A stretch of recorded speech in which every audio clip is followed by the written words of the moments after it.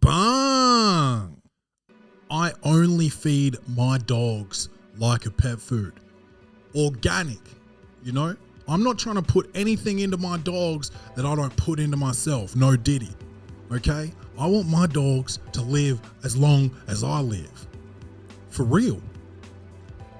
No, I'm not talking about dog years. I'm talking about real life human years. I want them to get as old as me, catch up and survive. And the only way to do that is to feed them premium dog food. And that's what I get with Lyka. Lyka.com.au, you go in there, you can set up your dog's own meal plan. It's all, the dog food is for real. It comes out smelling like human food, looking like human food. And why would you feed what you love the most in the world anything less than you would feed yourself? That's what Lyka's whole situation is. Go to Lyka.com.au and set your puppers up with a meal plan. I've got one of my dogs has lost weight. The other one isn't fussy with the food like she used to be. They've got more energy than they have off you know, shelf food. They're doing so good off this meal plan. I recommend it. No BS. I wouldn't tell you to do anything I didn't believe in when it comes to your pets, or what really anything, but certainly when it comes to your pets, man. Like that's too close to home, you know? So I recommend this highly. This meal plan is doing wonders for my dogs, and I hope it does for yours too. And if you are interested, go to Lyka, lyka.com.au, and enter promo code GG-135. That's GIGI-135, and just enjoy the look on your dog's faces, the way they scoff it down. Like, it's going to be unreal. I honestly, I vouch for this 100%. Lyka.com.au. You know, Welcome to the Poddy is also brought to you by Bung Coffee, and there's nothing better than it. This is real man's coffee. None of this real snowflake, hipster, you know, fruity coffee. This is that dark roast. If it's, you know, maybe got a chocolatey undertone, nothing crazy. It's real strong, it's real proud, it's real powerful, and it gets you going. Put some hair on your chest. It's provocative. Okay? And if you want to start your day off feeling like $1 million instead of feeling like a crumpled up 20, get some Bung coffee, man, at bungbungcoffee.com. That's BUNG coffee.com, and enter promo code PODDY, PODDY, and that's because you are a Welcome to the Poddy listener. Bungbungcoffee.com, promo code PODDY, that's PODDY, for 15% off all orders. Oh, but I don't want to have to go to the post office to pick it up. Nah, son. Delivered straight to your door. Your door. Okay? You don't have to go nowhere to get this. Premium coffee delivered to your door. Bungbungcoffee.com. If you would like to support the show and support yours truly, and I'd like it if you did, go to claymcmathcomedy.com and go to the store, buy yourself a piece of merch. That will go directly to the show and directly into me and Bored Man's pockets. This is how we get down. claymcmathcomedy.com, help us out, buy some merch, buy tickets to the shows, and that's how we just keep the wheel spinning, man. All right, let's start the show. Welcome to the party. Best show on the internet. Ask anybody. You know it's easy money. Sit back, relax, get your headphones, everybody. Welcome to the party. Blackout in the booth. Every episode's a party. We go hard like Ricky Bobby. Tell a friend to tell a friend. This is Welcome to the Party. Welcome to the party, Bung. It's your man Claytron, aka the Big Boss Man, aka the Clumsy Jeweler, because I'm always dropping gems, aka the Milkman, because I always deliver, aka the PhD of podcasting, the Magnum PI of podcasting, the Captain, the P Diddy of podcasting, because I'm a bad boy when I get on the mic. No Diddy. You understand? Man, this whole situation is so wild, bro. They got him. He's locked up as we speak for just being a freak. He used to have parties called freak-offs, which I guess a bunch of celebrities and people of note would attend. He would drug them. He would drug their drinks and stuff. Apparently, this is all allegedly. And then have his way with them or make them have their way with each other. You know, fellatio, intercourse, outer course, sodomy. You know, people were getting sodomized apparently. There's like this audio of P Diddy's bodyguard apparently was standing outside this door holding his phone up doing an audio recording while P Diddy was clapping Meek Mill's cheeks. Now, apparently this has been debunked and the audio came from like a gay porno or something. But, you know, when Meek Mill responds to the allegations saying, I can't be gay, I love women too much, that sounds like something a gay dude would say. Because that's not how you prove you're not gay. Do you know what I mean? Like, to just be like, I'm not gay, I love women too much is like kind of, remember the 40-year-old virgin when, what's his name, Michael Scott, I forget his real name. He describes a breast as a bag of sand. It's like, oh, we know you haven't been here before. And that's kind of like when you say, I love women too much. That's kind of like, okay, bruh, what are you talking about? But yeah, apparently there was like over 1,000 bottles of baby oil at Diddy's house, like the slipperiest place on earth, you know? A slippery house for a slippery little gecko, bro. That dude, man, and he's probably the opposite to a gecko because if you look at P. Diddy, he always used to wear the dark shades. Always. And I think it was because his eyes are mad close together, borderline touching. He's walking around with the sorest eyes because he's like kind of poking himself in the eye at all times, like with his other eyeball. Both of his eyeballs are like rubbing together. He gets chafe. He gets chafe on his eyeballs, dude. I don't know what kind of fish has eyes mad close together, but he's kind of like that. He's like a slippery fish that just a filleting fish. And some people misheard me and they're like, why is he talking about McDonald's fillet of fish? No. No, I'm talking about P. Diddy, the filleting fish, because he's fellatioing other men, you know, and that's fine. You can be bisexual or gay or whatever you are, but when you drug people to do it, that makes you a rapist. And that makes you Bill Cosby of the rap game. And all this news has come out and people are they're surprised that Diddy's like mad zesty, but they're also just mad surprised at all of like, oh, there's going to be other celebrities that were involved in this. Watch out, your favorite celebrities going down. Meanwhile, getting lost in the whole news is the fact that Diddy blew up Kid Cudi's car. You know, like blew it up. Explosion, dude. Blew it up with explosives like it was a fucking Scorsese film and no one's talking about it. That just gets swept under the rug because maybe he clapped Meek Mill's cheeks, maybe he didn't. But, you know, they're talking about potentially he was out there grooming people of the likes of like Aaron Carter. He's the brother of Nick Carter from the Backstreet Boys. You got Justin Bieber. They're worried about Justin Bieber. Usher.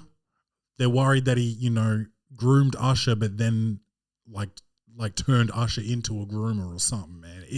It's levels to this shit, you know, as Meek Mill would say, but we don't really trust what Meek Mill says anymore. Not because of him potentially getting his cheeks clapped, but because when you say weird stuff, dude, like, I can't be gay, I love women too much. Shit gets kind of suspect. Got him! So Diddy's locked up. He got arrested in New York in a hotel, and there's footage of that going around. That looks grim. I mean, he didn't like try to run or anything, but I think that was his last taste of freedom. I don't think he ever gets out now. I truly believe that this ends up being an Epstein situation. The names associated with P. Diddy, there's too much out there. There's no way they're going to just go out there and start taking down Russell Simmons, Jay-Z, Beyonce, you know, I don't know, Dr. Dre, LeBron James. You know, you don't know some people might have just attended the parties, you know, went home early, whatever. But it sounds like if you were there, you had to get involved in something. So then he would have blackmail tapes. And apparently the FBI went in, seized all these tapes, and they're just sitting in there watching it. And they're like, oh shit, there go the baby or whatever. I can't even remember rappers' names these days. Everyone's a baby. It used to be when I was coming up in the 2000s, it was like everyone was Lil something, Lil Wayne, Lil Yachty. I mean, he's kind of new, but Lil, everything was Lil Kim, Lil Pump, Lil Yachty, Lil Bow Wow. This Diddy stuff all came out around it's been going on for a while, but then he got arrested. But I think he gets Epsteined, man. I think he unalives himself, maybe. Why wouldn't you? Like, they're throwing the book at this motherfucker, dude. And then, otherwise he's going to snitch. Otherwise he might not need to snitch because all this time he thinks he's holding blackmail tapes, but it's just a smoking gun. Like, okay, well, you compiled all the evidence for us and kept it in your house? It's like, why wouldn't you kill yourself? But also, there's a report out that he's refusing to eat in prison. Now, that could be an extremely slow suicide. They're saying that he's afraid someone's going to poison him. That's how the Iceman went down. Someone poisoned the Iceman. Notorious hitman for the mob in New York, New Jersey. But who knows what's going to happen? I don't think. What are we? We're September now. Diddy doesn't make it into. Diddy doesn't see the new year, man. I'm not wishing this on him. This is just this is speculation, man. I've been on Twitter scrolling my fingers off, dude. Okay? I've got a straight up digital injury. And I mean digital because it's Twitter, but also digit. My finger has been scrolling so hard, I think I've got RSI, dude. Repetitive strain injury. I'm just telling you guys, Diddy, I don't think Diddy's going to see Christmas. And I want him to. I want him to because I want him to pay the piper. But I think it is too high a level. I think too many people get involved and there's particular people that they don't want to go down. The entire music industry, maybe they get rid of rap altogether. They're just like, yeah, all the rap's got to go. There goes Drake. There goes Jay. There goes Beyonce. There goes LeBron James. There goes fucking whoever else this guy is real close with. And I just don't think they do that. I don't think they can. The NBA did a lot to cover up, potentially, this is just a conspiracy, but to cover up Mike's gambling debts and potentially the death of his father being related to that. You don't think they do that for LeBron James, who's arguably, he's like up there, top 2 in terms of the face of the league all time? Is Michael Jordan and LeBron James neck and neck? You think the NBA is going to let that happen? The FBI, the CIA, whatever. Oh, CIA is more international, but the FBI is too corrupt to really. They're not going to let all this get out anyway. Because then people are going to start asking questions. Why did this happen for so long? Why did this investigation go from 2008 to 2024 without anyone stepping in and shutting it down? All types of questions are going to get asked. Me just saying that just now is probably going to make this episode never get seen. And that's fine. That's fine. I don't get seen by 500 people anyway. But, they don't want to turn that into Chinese whispers. They don't want this episode to become a cult classic because I'm asking all the right questions. Most of my questions are the wrong ones, to be honest with you. They said no wrong questions when I was growing up, and every time I asked a question, the teacher would be like, okay, that one's kind of wrong. You're kind of wrong there, yeah. No stupid questions. Clay, come on. Maybe it's not any stupid questions. Maybe there's still no stupid questions, but that one right there, Clay, that was retarded. That was for sure retarded. That was a retarded question. I'm like, okay, cool. School's fun. But this all happened. Trump, someone else tried to assassinate Trump a second time. That news, that didn't even make headlines, dude. I think I saw it pop up on my Twitter feed once. And then it was just gone, and everyone was just talking about the diddler and all of his baby oil. The most baby oil. And the word baby is the one I was looking for earlier. Everyone's baby, little baby, baby Keem, the baby. You know, everyone's baby now, and it used to be Lil. Anyway. And then there's a guy called Lil Baby. And then everyone used to be big. It was Biggie, Notorious Big, the B.I.G. That's all the same guy. And I can't think of anyone else. Maybe it was just him. But what if you were called Lil Big Baby? Honestly, if I do start rapping again, which I will, I think I'll be Lil Big Baby. Oil. Lil Big Baby Oil. How's that? People would be, what? What's that? What is that, a quadruple entendre just in his name? This dude's the GOAT.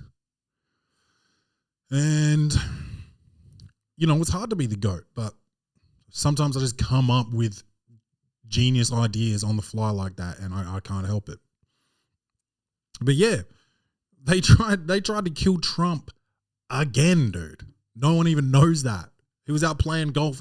Dude stuck his gun through a bush or something, and Secret Service just saw the muzzle of the gun pop out and when got him, apprehended him or whatever. It's like, who cares about politics that much? What's Trump gonna do that's so bad? Yeah, he's an idiot. Yeah, he talks a lot of shit, but like,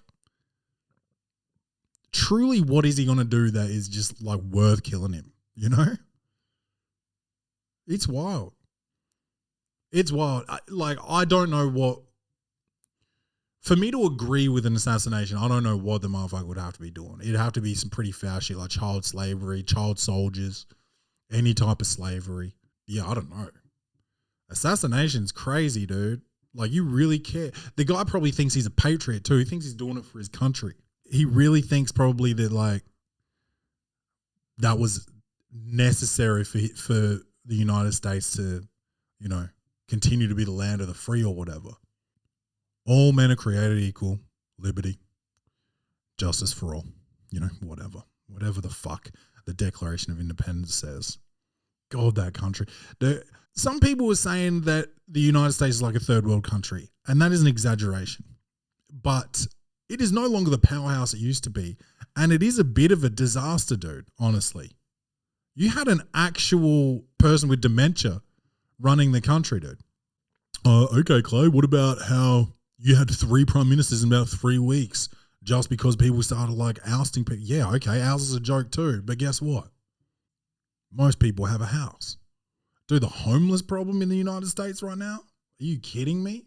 Yeah, we've got them, but like, dude, you guys have full on like fucking favelas in established cities. Unbelievable, man. I'm sorry to hear that. ClayMcMathComedy.com for the new Sorry to Hear That t-shirt. I don't have one on right now, but you wait till you see it. It is glorious. Go get yourself one of those. Oh man, I better talk to you guys about Sydney. Oh my God, it's so big and strong. Bung coffee. Big, strong flavour. Competition? I don't think so. BungBungCoffee.com. Get yours.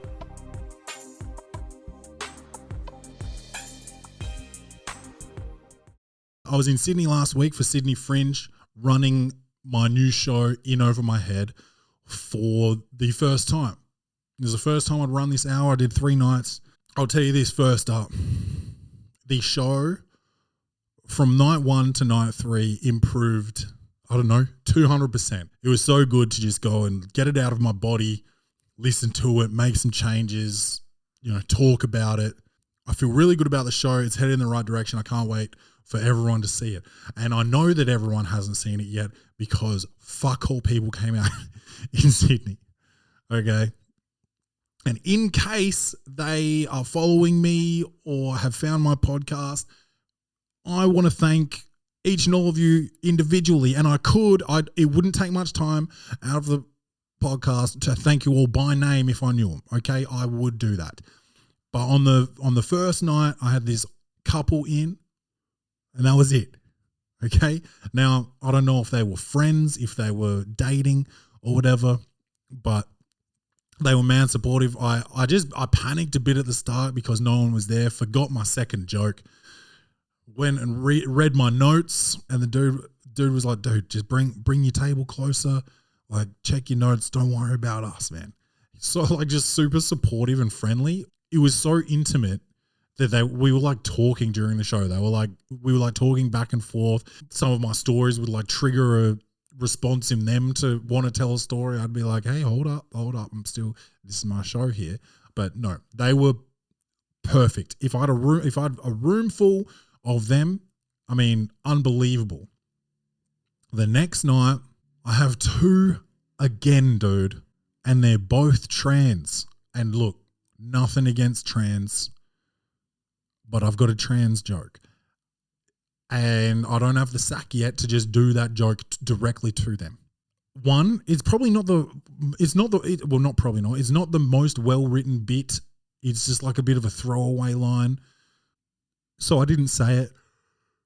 However, not saying it, I discovered that it needs to be there.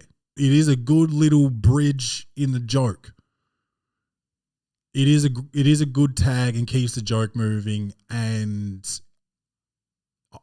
as much as if it was a full room, 50 people with these 2 sitting in the front row, I would have done it. But to just them, it just scared me a bit. So I didn't. And I also, they were very quiet. They didn't give me many laughs and stuff like that. That was a different night, man, but that's all right. It was still fun. They were still great. And after the show, they were like, "That was really good, really fun, so funny." They just didn't really laugh. And I get it, because it can be like, I don't know if it's intimidating or vulnerable, but like if you're the only 2 people and there's no other sound in the room other than you and your laugh, it can be a bit hard. I had friends come in on the Friday night, and my friend's wife was like holding back laughter, and you could hear it. You could hear she was trying not to make noise. And I think that's part of the problem when you get small groups in, and you don't fill the room. Is like when a whole room laughs, you don't feel isolated. But if it's 7 people, it's like, fuck, everyone's gonna know that I laughed at a bad word, or I laughed at like a dark joke or whatever. I don't want people to see me laugh at that. I don't want people to hear my laugh. I'm self-conscious about my laugh. All types of layers come into it. It's levels to this shit. No Diddy. Another one. It was a fun week. It was experience that I hadn't had before. I've never performed to just 2 people before. Never done that. I hope never to do again, but I'm sure I will in February or March for Adelaide Fringe. I'm doing a whole run, 30 days, 30 shows in 30 days. Or more than that, because I'm doing a split bill as well, but 30 solos in 30 days. So I'm sure, there's bound to be a bunch of those that don't sell well, and I'm going to just do them because I know I can now.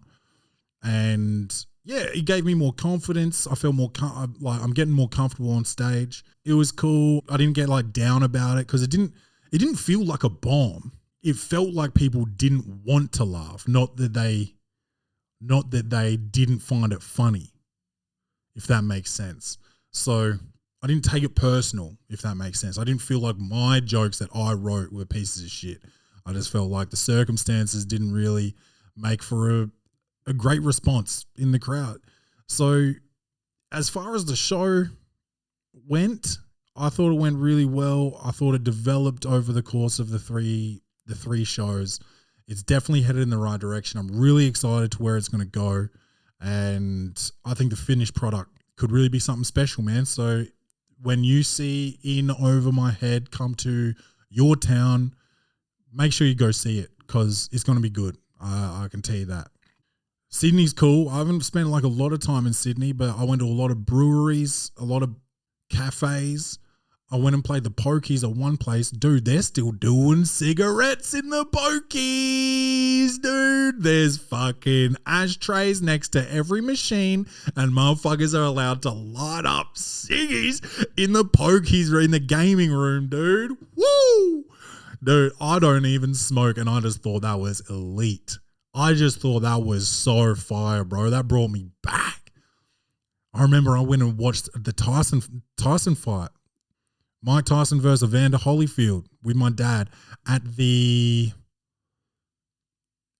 what's the name of that pub? It's the one my pub crawls used to always start at up there in North Adelaide. Dude, I went to see that with my dad, and it was before the pub got all done up and modernized and shit. And we're sitting at the bar, and every motherfucker there was just smoking cigarettes indoors. And I know it's bad for you, but there's something romantic about it. I want to smoke a cigarette right now. Honestly, if I knew I was going to be talking about this, I think I would have bought a packet of cigarettes just to fucking light one up on camera because it'd be hilarious right now. Dude, smoking indoors is fucking badass, dude. I loved it. I didn't smoke a cigarette while I was in there. Won a couple hundo, thank you. And yeah, man, I was just mad paying my respects to everyone in there that was lighting up. I was like, yes, thank you for your service, brother. It was good, man. I went shopping in Sydney, and Sydney's like the gay place, the gay hub of Australia, and I'm going to a gay bucks next weekend. Or I don't know when this episode drops, but I'm going to a gay bucks. And I don't have really an outfit for it. It's on a boat, dude. It's a boat party, which is lit. Never done a boat party before. I did. I've done a few, actually, just quietly.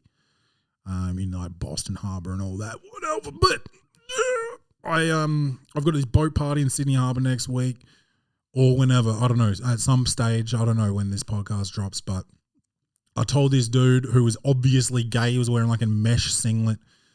At Culture Kings, like it's not like the gayest shop in the world. There's some pretty gay shit in there, but it's not like super gay. And I went in there. I'm like, dude, I've got a bucks next week. I need an outfit. And he's like, okay, what kind of bucks is it? I said, well, it's a gay bucks and it's on a boat. And I want to look boat worthy. And I want to look like a little gayer than I look right now, but not too gay. And he was like, oh my God, don't they jump you? And when I think about getting jumped, I think about getting robbed, dude. So I was like, what? I don't know what you're talking about. And he was like, they're gays.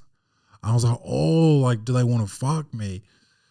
And I know like a bunch of gay people, dude. And they've never tried to like fuck me. But I've never been to a Diddy party. So I think I could have got fucked at a Diddy party. Put it that way. I think I'm nice enough looking to get fucked at a Diddy party, but not out in the wild, if that makes sense.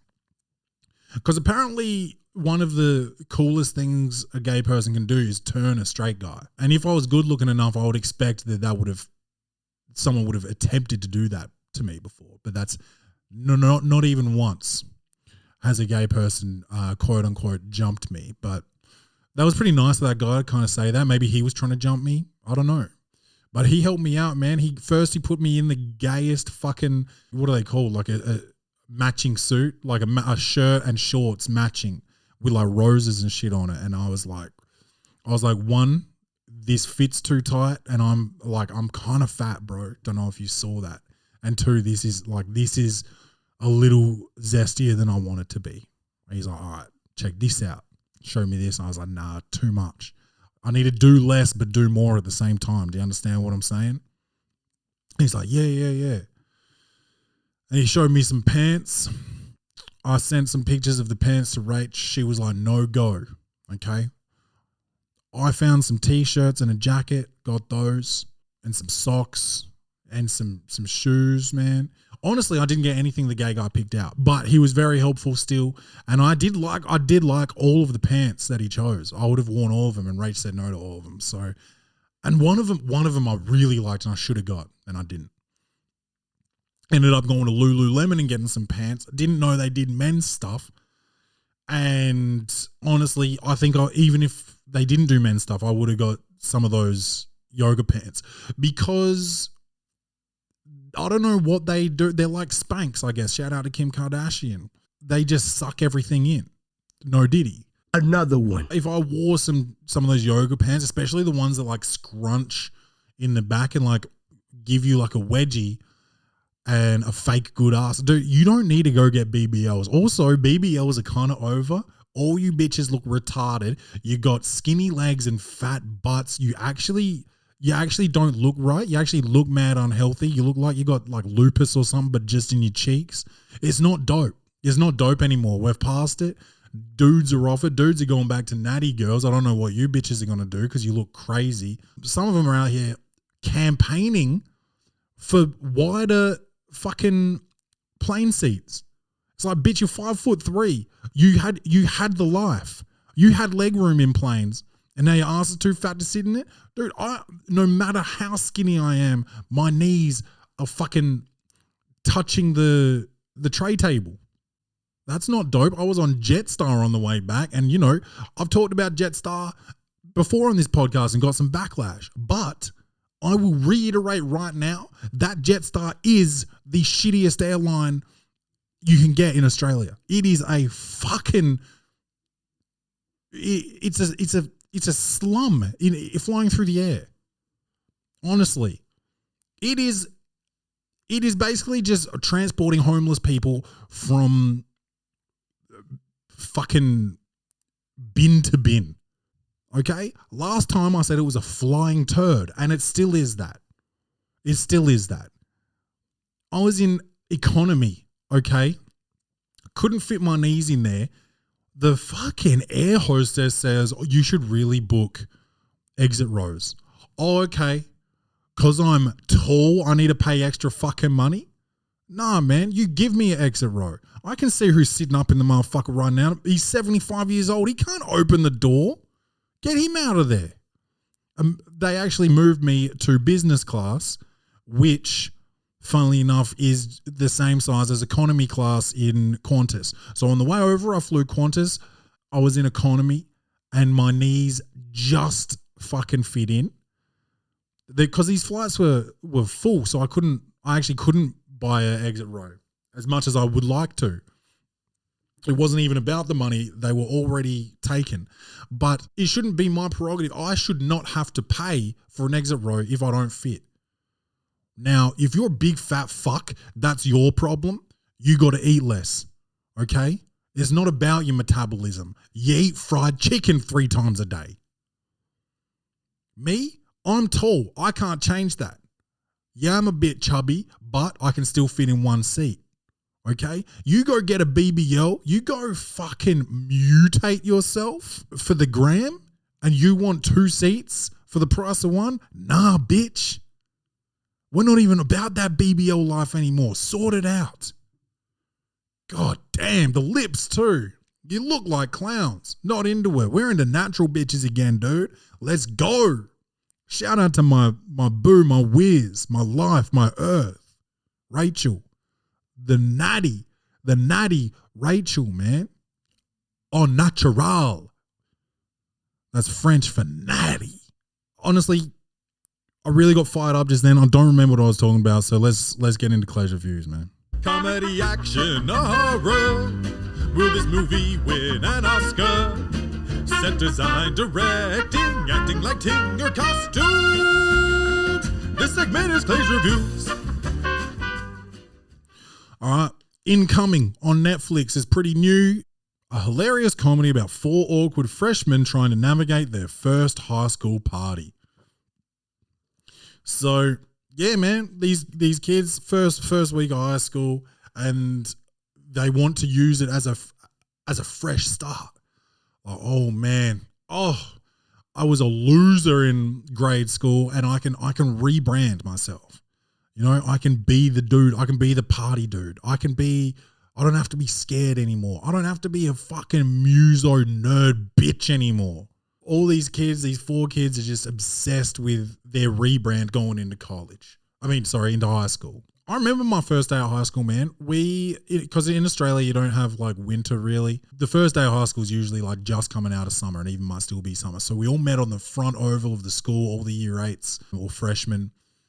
And there was this girl standing in front of me, and she's still around, man, but I don't want to name her because she's a married lady with kids and stuff now, but she had a fucking fatty on her, man. She was dragging a wagon, dude. Easy money. This was before BBLs. This was before having fatties was dope, bro.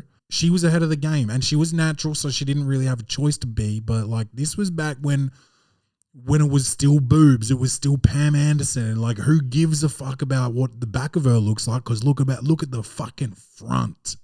Yeah, this girl, she had them cheeks on her, you know. And I remember seeing them and being like, this is what it needs to be. And she basically set the standard, bro. I never hooked up with her or anything. She was kind of a little bit out of my league. But that was she kind of modeled it for me. She kind of made me be like, I'm gonna get the poor man's version of that. And that's really what I've been going for, you know, for the rest of my life. So she set me up for that. And, you know, guys in my year, or maybe they weren't in my year that listen to this, might know who I'm talking about. And if you don't, hit me in the DMs and we can talk about her, man. Because I haven't thought about her for a minute. I can't even believe she just came into my mind. Even writing the notes up for this episode, I didn't think of her. And she has just taken up about 5 minutes of the podcast of me reminiscing about those cheeks. Hooked up with her sister. So, you know, like I said, I was just aiming for the poor man's version of that for, you know, ongoing. The good thing about Incoming is that it is just a comedy, and it's a high school comedy, which is, you know, super bad.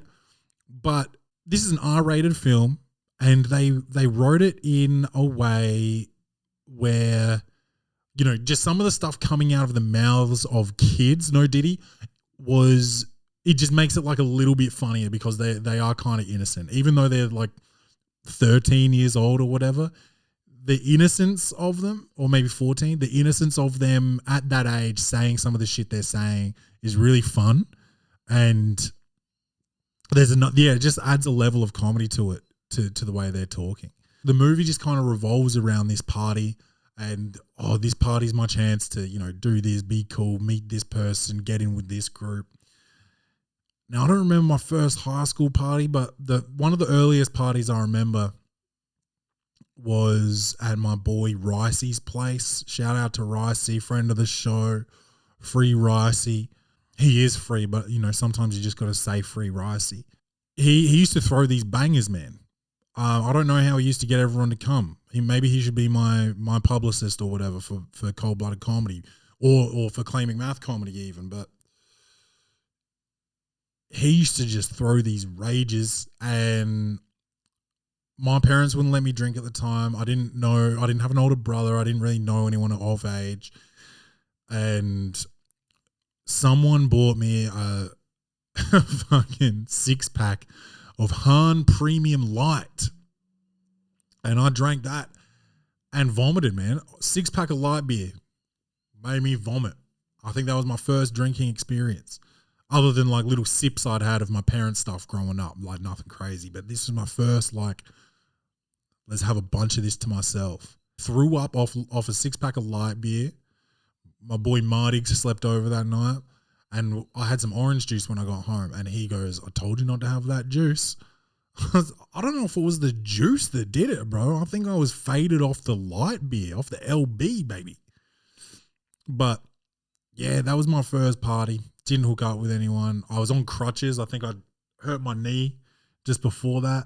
Yeah, I was on crutches. I had a girl, Asian girl, behind me. She was braiding my hair, and we didn't hook up, but we definitely had phone sex at one point of our lives, which is pretty fun. I remember phone sex. Haven't done that in fucking years.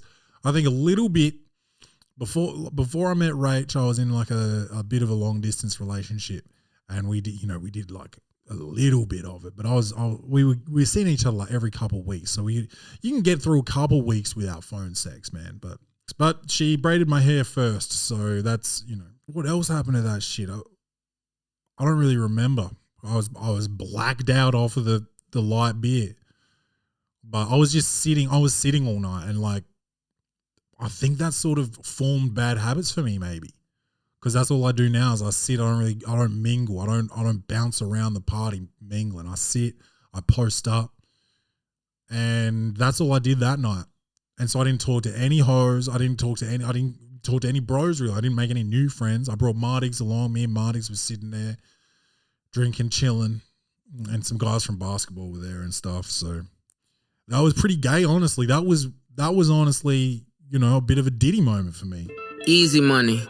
I guess I didn't really try to fit in. I guess it's a kind of boss look to be sitting in the chair with like a bad bitch behind you braiding your hair in the middle of a party. Like that's kind of fire actually. So maybe that's not really fitting in because no one else is doing it, but it's kind of an alpha move, dude, like a power move. To be like, yeah, what do you mean your hair's not getting braided by a bad bitch right now? That's my fucking jam, dude. There's a teacher at the school he's a chemistry teacher and he's a loser, bro. He's got no friends. He's in the car calling his friends and no one wants to hang out with him. And he ends up going to the fucking school party. And he gets a good reaction from the kids in chemistry, like blowing shit up and people give him a good reaction. So he's not like a loser teacher and someone tells him to come to the party. He's like, no. But then he ends up fucking going because he is like just a loser. And that goes sideways. That goes sideways real quick. He's trying to fit in as a teacher. I don't think I've ever had a teacher that was so like, feeling tired? F that. Perk up and level up with Bung Coffee's delicious modern dark roast. Your favorite brewer's favorite brew. bungbungcoffee.com.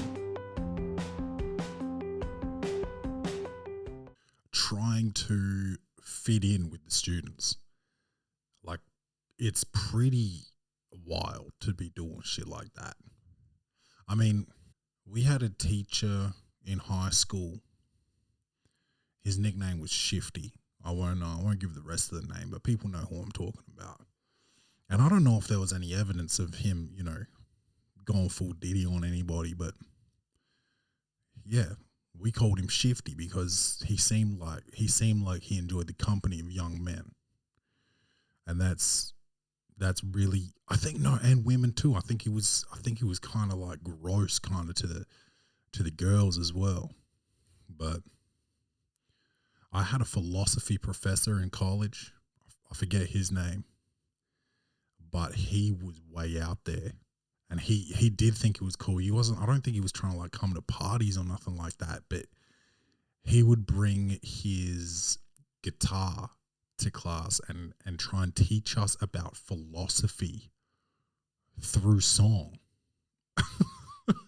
Through songs he had written, original joints.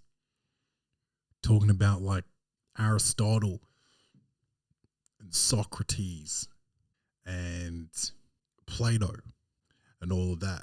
And he's coming in singing songs about these motherfuckers, like thinking we were going to learn or like thinking we were going to think it was going to be dope or whatever. Like, what are you honestly thinking? Some people probably loved it, honestly, but it made me uncomfortable. I will regularly get secondhand embarrassment from motherfuckers, and this dude gave me that every class. I started skipping it a lot. I don't think I did well in that class at all because you got to read a lot too. But I wasn't about it, man. This dude, yeah, you got to read a lot, and I can't go and sit through a guy who didn't quite make it through, like he didn't make it into a band or whatever. So he was like, oh well, I'll take my musical talents to South Beach or whatever. And now you're singing to 20-year-olds who all they can think about is fucking and drinking. And you're going to stand there and sing about Socrates, bro. That's awkward. That's mad awkward. We also had a teacher that kind of looked like, I forget how to pronounce his last name, but like Joe Manganiello or whatever. He just got divorced from my dream girl, Sofia Vergara, recently. But this professor looked like him. And I think he had a slab on him, bro. I think he had a motherfucking piece on him because he used to wear like these slacks. And I don't know if it was just like the cut of the slacks or whatever. The pleats in the pants. Shout out to Ron Burgundy. But this dude looked like he was carrying a fucking barbecue pack, bro. Just meat. And girls used to want him, bro. But I think he was married to another professor potentially at the school. So he was always in and out, like arriving and leaving with his wife. But the girls, dude, I remember this one girl, Meg, big, beautiful blue eyes, man. She had the hots for this motherfucker. And if I was him, I would have done it. I would have risked it all, bro. Meg was God damn. High school, I don't recall there really being any teachers that was really about that business. You know how art teachers were always like a little bit cracked out? Like they were a little bit fried from just smoking weed for decades. Like I've smoked a lot of weed in my life, but I'm by no means a stoner. But like if you're like a hippie that became an art teacher, that means you were a wake and bake motherfucker for 3 decades probably, going through Woodstock and all that shit. And then you're rocking up to 9th grade art trying to teach motherfuckers cross-hatching and shit. While you're like dancing in the corner eating glue like Miss Lippy. Like, you are not trying to fit in. You are unapologetically yourself, which is dope, but it's kind of freaking everybody out. Like, relax. But high school parties, man, like, they were important. It bred FOMO into my generation. My generation has FOMO, man. Some of them are like getting out of it. I still got it a bit. When people have something on and I don't, I'm like, shit, what's that gonna be like? And you had to go though. It wasn't like I'm gonna miss out on having a fun time. It was like I'm not gonna be seen. Cause I wasn't going to even develop new relationships. I was pre-drinking with my boys, going with my boys, hanging out with my boys, leaving with my boys. Because we weren't even getting girls back then, you know? Like I used to love making out with girls because that's all we were doing. Sometimes there was a little finger bash here and there, but it was honestly just making out with girls. And like that, like, you know, in the more of the early days of high school. In the later days, it started to get a little bit lit. But the kid in this movie, his name was Benj in the movie, and he had a crush on his sister's friend, and they were sophomores, so they were second year, the year above him, and he wanted this girl, the older girl, dude. I loved older girls, still do. My girlfriend is so weird to call the mother of your kid your girlfriend. She's 3 years older than me anyway. 3 years my senior. I like an older girl. That's all I'm saying. And this dude Ben, he's got the hots for this girl. You can't make a move at school, you know. So that's why when you start getting testosterone and hormones and shit going through your body, that's what you got to do. You got to go to a party to try and like get someone to touch your tiny little dick, dude. Or at least imagine that they're going to touch it while you're making out with them. Tongue kissing, bro. Just tongue kissing. I remember this one kiss I had. I think her name was Prue. She didn't go to my school. That's why I'm not afraid to say her name. I don't think I ever saw her again. But, dude, I swear to God, she was like missing my mouth. Like licking the side of my face and shit. I don't know if this was intentional or by accident. But we went down the side of the house just to get away from everybody. We're down by the fucking garbage bins. And she's licking my face. And I had to push her off me. She was like attacking me. I had to push her off me and be like, nah, this ain't it. This was before people were saying this ain't it. But that's pretty much what the whole gist of my conversation was. It was like, this ain't gonna happen. Not like this. Not like this, you know. Not like this. It was gross. She's licking my face, just like trying to consume me or whatever. Get the fuck out of there. My friend Ben was like, yo, where you just been? I was like, down by the trash heap. He's like, why? I'm like, I was just having the worst makeout session of my entire life, bro. And that's high school, bro, because everyone's learning. That could have been her first kiss. I don't know. Never saw her again. Never saw her before that or after that. Could have been a dude. Who fucking knows, you know? She could have been the first trans. We live and we learn, dude. And I used to make out with my pillow, my hand. I used to practice making out because when I got in there, I wanted to do it right. When the internet first came out, bing, bing, bing, bing, bing, bing, you know, dial up. That was some of the first shit I was looking up. How to kiss a girl, how to eat pussy. Googling how to eat pussy, bro, is nuts. And you look back and it's like, I don't even know how to delete my search history, but it's like, I don't think my mom knew how to look it up, so she probably doesn't know, but she does. You know, you think you're hiding pornography on, you know, by going into 3 folders labeled homework. You don't think your mum would be checking your homework folder, nigga? What's wrong with you? Yuck, dude. It's so embarrassing thinking just all the shit you thought your mum didn't know she knew. She knew, bro. Damn. Think about that. Think about some of the most solo debaucherous shit you did into a sock. And you thought, oh, mum won't know because I did it into a sock. So it'll just get washed and no one's going to know about the sexual crimes I committed against myself. Then all of a sudden, your mom's like mad anal about fucking laundry and shit. She wants everything to be inside out so it doesn't get damaged or faded. Bang, puts a hand inside your cummy sock. Now she knows that you like to fuck socks. That's how you get off. And that's not like a isolated incident. That happened almost every day for 5 or 6 years, bro. Think about that shit. My mother is listening to this shit driving, just like wanting to like slam their car into a tree thinking about this shit. That's high school, man.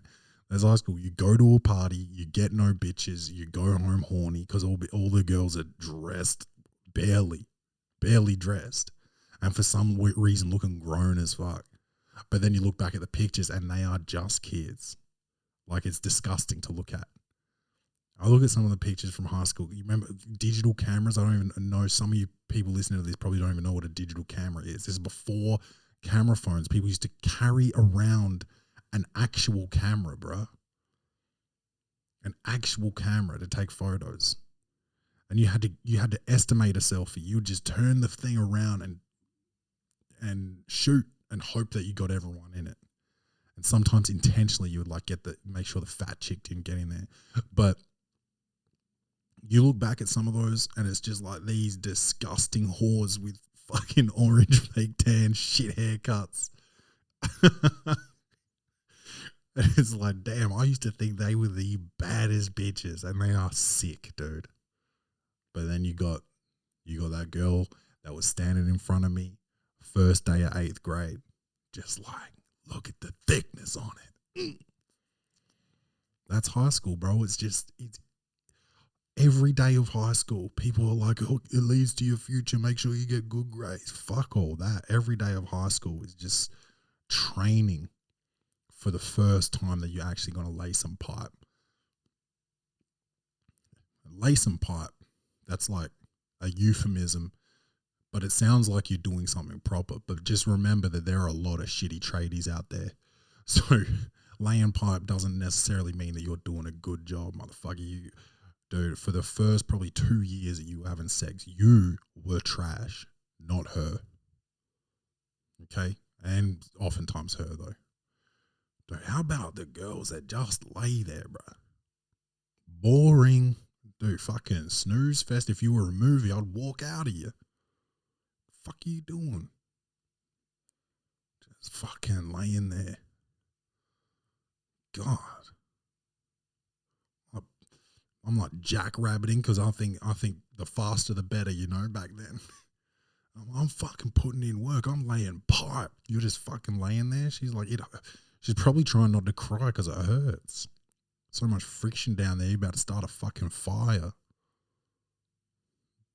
Bitch is holding back tears. You go to your homeboys and start talking shit about her because she just lays there. It's like she was taking it like a champ because you don't know how to fuck yet. You pimply bastard. Oh, man. It's crazy, man. But the same boys, the same dudes that I used to go to parties with in high school. And you can take this how you want it. This could be sad or this could be just the most awesome shit ever. They're the same boys that I go to the pub with now. The same boys I used to party with in high school is the same boys I just went on a boys trip with. Left my kid and my girl at home. You know, some of them are married, leaving their wives at home and their kids. 16 years we've been doing this trip. I think that's special, man. And yeah, I've traveled the world. I didn't live in Adelaide for 10 years.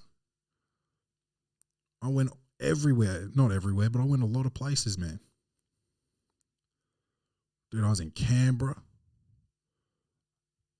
America, France, Italy, China, Spain, Townsville, Albury.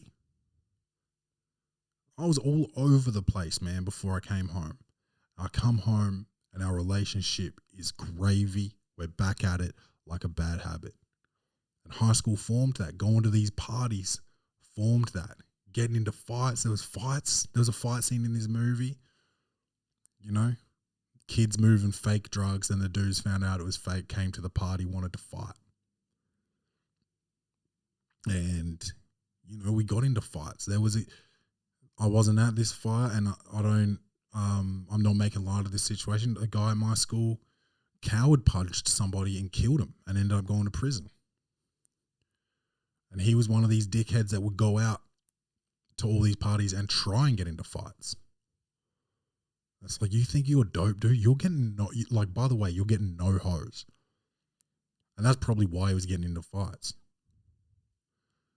Like, and that's the thing about incels and like all the, you know, school shootings and shit. It's like, if girls, you would be doing the country, the school, a service if you would just blow some of these fucking losers.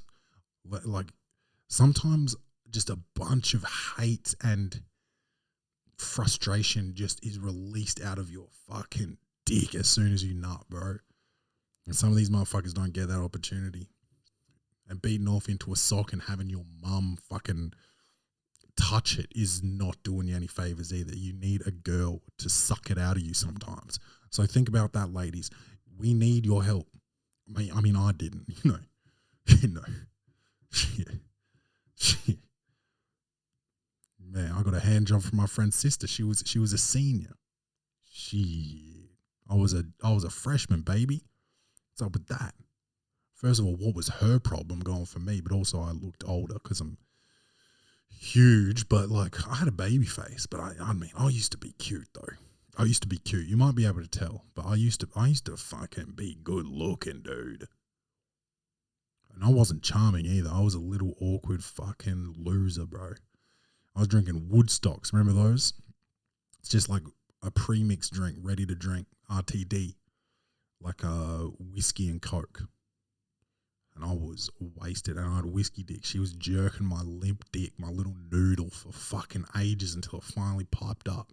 And she was like falling asleep, stroking it so slow. And I fucking creamed all inside my pants. I don't even think she knew it. I think she honestly fell asleep. Fucking wild, bro. One of my notes says parties then versus now. I'll tell you this. Here's a point. Dating apps. Dating apps came in before COVID, long time before COVID. Like, I think Tinder came in maybe around 2009, 10 maybe. Let's guess around there. Let's call it the 2010s. And that's when house parties were still happening. I was in college. I was still doing house parties. I didn't get on Tinder. I didn't feel like I needed to. I was in college. I was around the box 100% of the time. But don't you think, put it this way, everyone listening to this has not been to a house party in years, okay? Maybe you had the odd one and you've been to one like recently, but it was just like, you know, someone had like a Halloween party last year or something. But no one's going to house parties anymore. You answer me this question. If there was a house party in your neighborhood every 2 weeks, of your age, and you're single. Singles house party. Okay, let's fix up this whole scenario. A singles house party. It doesn't even have to be singles, actually, because you can go as a couple. You're just not there to fuck. It's not a swingers party. Age appropriate house party in your suburb every 2 weeks. Now, do you need a dating app? Hell no. Motherfuckers out of business. Look, it's in your suburb, so everyone there is local. They're near you. It logistically makes sense. Then you find a hot girl. Bang, she's single. Hot guy. Bang, he's single. All right? You guys start talking. You hit it off. Now, you guys even know all the cultural landmarks in your area. Oh, shit, do you want to go to Dead Daisies? I don't know. I mean, that doesn't sound like a good cafe, but do you want to go to Daisy Blossoms tomorrow morning? We'll catch up. We'll talk about the party. We'll have a coffee. Get to know each other a bit better. Bang. Look at that. You're in. And as I've gotten older, I've realized that is the way to move with the ladies. You don't want to get to know each other on text. Texting is hard. No one knows how to do it. The best texter is not good at texting, put it that way. Just angle for that first date, and you got to go on the first date. And the first date sucks, but you do the getting to know you in person. They can get your tone, they can get your sense of humor, you're affable. The whole thing when you match on text, or if you get someone's number and you just text back and forth, you don't want to be fun and witty and texting nonstop. It is like, all right, bet this is great, but I think it'd be better if we could catch up. Let's go get a coffee. Let's meet up. Let's get lunch or whatever. You do something that's not like aggressive. It's not dinner. It's not like solo dolo. It's not come to my place. Let's go get a coffee. Get to know each other a bit better. Bang. Now that's when you got to turn it on. When you're face to face, that's when you have to be a normal guy. You got to be. You might have to do a bump before you get there. Make sure that you're on point. Have some nicotine. Smoke a couple cigarettes before you get there. But bring some pocket mints with you, because you don't want to have cigarette breath. Oh, unless she smokes, then maybe you do. Maybe she likes that. I used to have this girl with the fattest cheeks, dude. Not the girl from high school, different girl, but we used to hook up from time to time. And she would always smell like she'd been smoking cigars. It was wild. I couldn't kiss her, but I did. I went through a phase where I was just like, I don't kiss these bitches, and it's so great. Like, you just get them in the room, and you just, I don't know.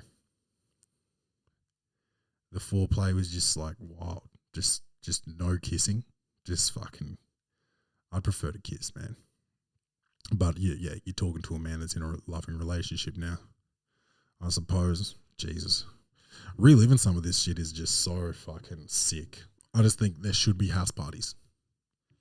That's the long and the short of it. If there was house parties, there'd be less terrorism. There would be less anger, less hatred, more love, less dating apps, and just more sex. Just people getting laid. No, less incels. There'd be less incels talking less shit, making less pipe bombs. That's what I believe. And if I am elected, I will organise a house party in a suburb near you. Thank you. You know what it is. Claiming Math on everything. ClaimingMathComedy.com. Buy the merch. Buy the tickets to my shows. Tell a friend, and most importantly, tell a friend to tell a friend about the Welcome to the Poddy podcast. I love you guys. Don't forget to love yourselves, and as always, bung bung.